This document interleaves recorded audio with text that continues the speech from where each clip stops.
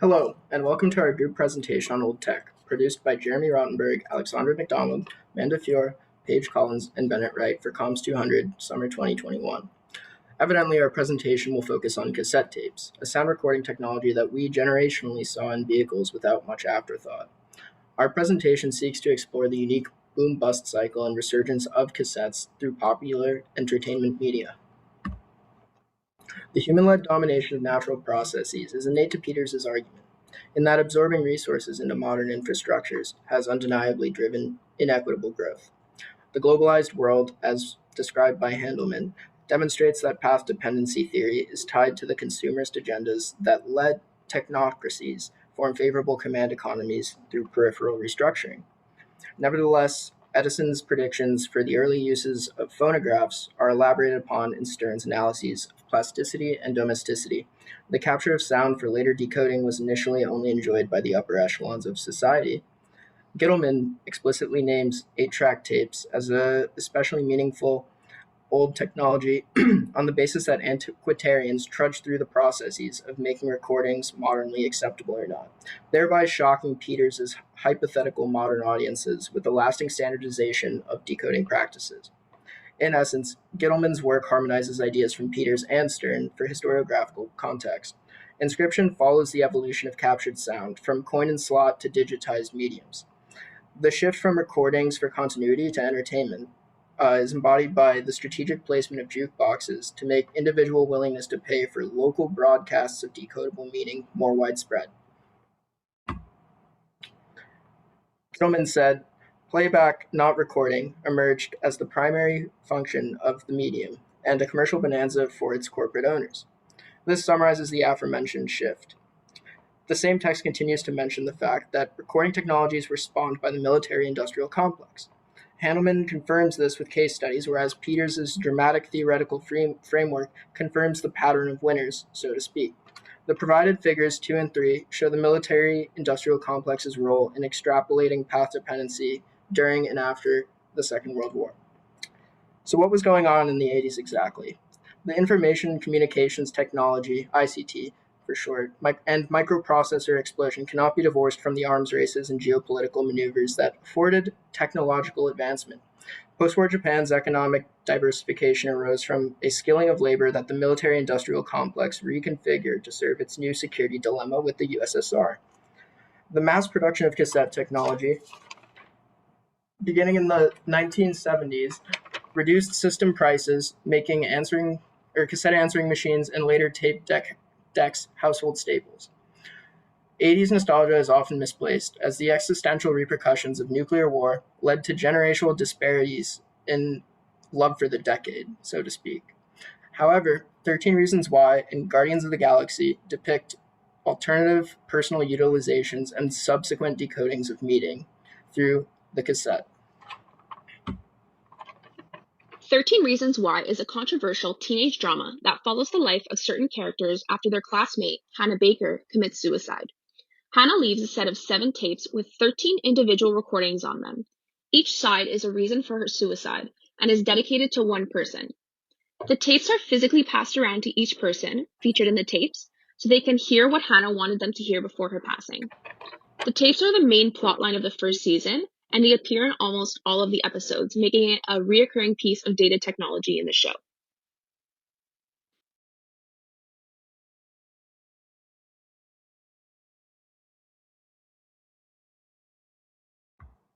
Jay Asher, the author of the original book series that the show is based on, says in an interview with Refinery29 that the cassettes give the show a, quote, retro old school feel, and they wanted to keep that atmosphere, which is why they use cassettes instead of a more modern piece of technology. In addition, one of the show's main characters had a cassette player in his car, which is said to be Hannah's inspiration to record on cassette tapes in the first place. One contribution that this piece of technology makes is how it isn't as shareable. In the current generation, it takes seconds to share content to other people. In this case, although you can technically make a copy of the tape, it takes much longer and it's not as accessible. Therefore, the fact that the tapes aren't as easy to share could also be seen as a reason Hannah Baker chose cassettes. There is also a connection to the telephone, as Stern mentions that it is an auxiliary in the transmission of permanent and invaluable records. instead of being the recipient of momentary and fleeting communications. Symbolically, the cassette tapes are also big and take up space. Thus, it can't be hidden as discreetly as an audio file on a computer. We can say that the tapes represent a physical burden of pain to the characters. In the show, the shock of receiving the decorated cassette tapes, having to find someone to play it, and then holding on to them until they're all listened to is a significant talking point. Its inability to hide away in a computer full of files makes it much more significant to the characters. So much so that in the fourth season of the show, the characters end up burying the tapes, physically laying the stress and pain to rest.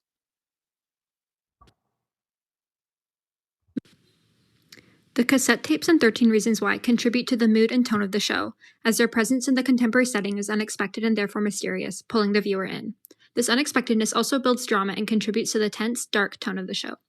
Cassette tapes cannot relay their contents to many people at a time, compared to electronic or digital files. Because of this, Hannah's tapes can only be listened to by one character at a time, allowing for the listener to experience isolation from the surrounding world and a sense of intimacy with the tapes, and thus with Hannah. This establishes the show's haunted, serious mood. The cassette tapes are also a vessel for developing Hannah as a dynamic character, despite the fact that she only lives, so to speak, in the memories and imaginations of other characters. Old tech objects are often found in alternative or hipster cultural spheres. Hannah's use of cassette tapes establishes key character pillars. She is quirky, creative, dramatic, and sensitive. These character traits also contribute to Hannah's role as a manic pixie dream girl. A female character trope, the term manic pixie dream girl was first coined by movie critic Nathan Rabin in 2007. Manic pixie dream girls are eccentric, whimsical, and the male protagonist's object of obsession, to whom she is unattainable. The manic pixie dream girl is fleeting, as she is too good to be true. Indeed, Hannah is shown to be exceptionally intelligent and kind, which is only appreciated by those around her after she is gone. When situated in contemporary contexts, the meaning of cassette tapes relates to history and time. As a piece of old tech, the cassette tapes parallel Hannah, who is also historical in a sense. The memory and nostalgia that cassette tapes inspire is reflected in Hannah, who only exists in memory and will remain there forever. The events that are described through the tapes are also a part of the past, and much like cassette tapes, will only grow more obscure with time.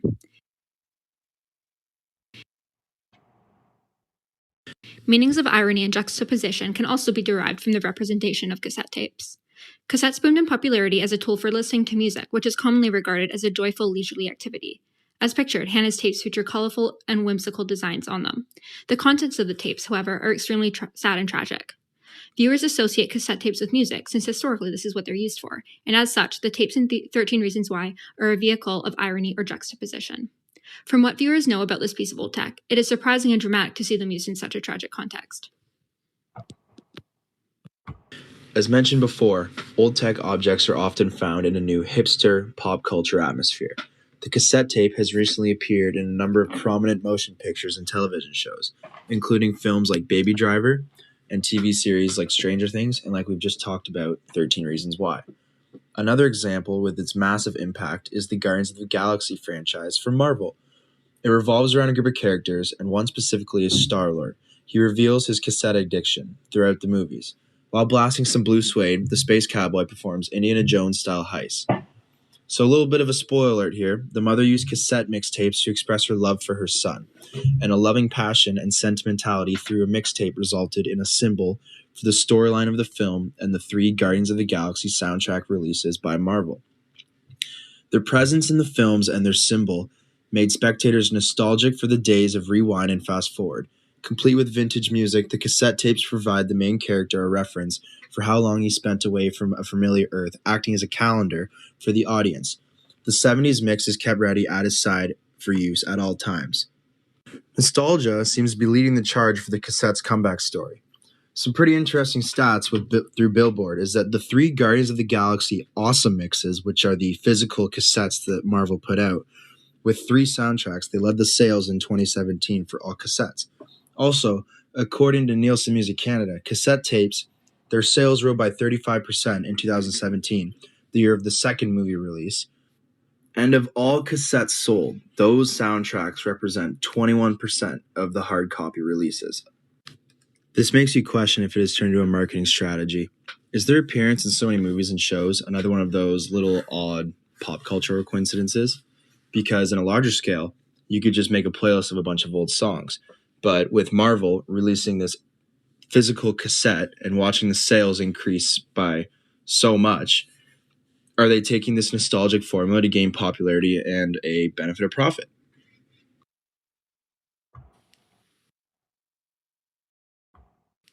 To summarize, we've discussed the evolution of sound recording and playback, as well as the reasons behind the human desire to harness the technology. We've discussed the development, popularity, and the eventual decline in popularity of cassette tapes in favor of newer and more convenient technology. Through this understanding, we are able to look at cassette tapes and their representations in the modern context, with media such as 13 Reasons Why and Guardians of the Galaxy. These representations serve to elicit a sense of nostalgia amongst viewers, and to satisfy our culture's newfound obsession with the retro aesthetics that define the end of 20th century Western culture. This use of older media devices in modern film, however, raises an interesting question about if future media will employ the same tactics, and if so, what modern technology will be represented in the future. Bolter and Grusin would likely argue that since the evolution of technology is so fast-moving, representation of old tech in the future would be something drastically different in form, but familiar in its use. Sticking with the general subject of audio as a media form, could film 40 years from now use devices such as wireless earbuds to elicit the same nostalgic feelings and retro aesthetics as cassette tapes do now? Conversely, will media 40 years from now remain obsessed with technologies such as cassette tapes for their 80s aesthetics and analog-style playback? These are questions that remain unanswered until we get there, and in the tradition of Bolter and Grusin is something that we cannot know unless we examine the ever-evolving nature of technology and its representation in media. Relating this idea to John Peters' idea about infrastructure and its constantly evolving characteristics, we can perhaps conclude that media, and by extension culture, will continue to reinvent itself, and that the future of media is bound to be familiar, yet different enough for representations of old technology to be popular as it is today. Thank you.